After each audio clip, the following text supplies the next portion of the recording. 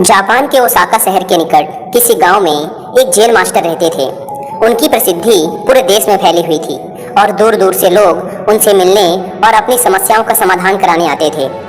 एक दिन की बात है, मास्टर अपने एक शिष्य के साथ सुबह सुबह घूमने निकले थे कि अचानक ही एक व्यक्ति उनके पास आया और उन्हें भला बुरा कहने लगा। उसने पहले मास्टर के लिए बहुत से अपशब्द कहे, पर बावजूद इसके मास्टर मुस्कुराते हुए चलते रहे। मास्टर को ऐसा करता देख वह व्यक्ति और भी अधिक गुस्सा हो गया और उनके पूर्वजों तक को अपमानित करने लगा, पर इसके बावजूद मास्टर मुस्कुराते हुए आगे बढ़ते रहे। मास्टर पर अपनी बातों का कोई असर न होता देख अंततः वह व्यक्ति निराश हो गया और उनके रास्ते से हट गया।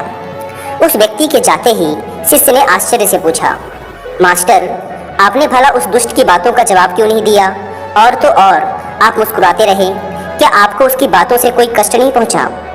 जैन मास्टर कुछ नहीं बोले और उसे अपने पीछे आने का इशारा किया।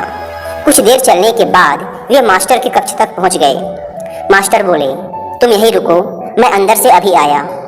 मास्टर कुछ देर बाद एक मैला कपड़ा लेकर बाहर आए और उसे अपने शिष्य को देते हुए बोले, लो, अपने कपड़े उतार कर इसे पहन लो।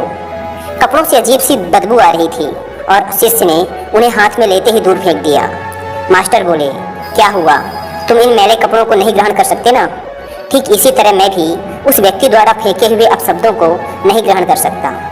इतना याद रखो कि यदि तुम किसी के बिना मतलब भला बुरा कहने पर स्वयं भी क्रोधित हो जाते हो तो इसका अर्थ है कि तुम अपने साफ सुथरे वस्त्रों की जगह उसके फेंके फटे पुराने मैले कपड़ों को धारण कर रहे हो।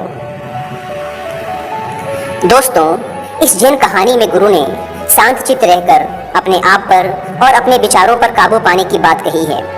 किसी के अपशब्द से हमें बिल्कुल भी विचलित नहीं होना चाहिए। हमारे मन और तन पर सिर्फ हमारा ही कंट्रोल होना चाहिए।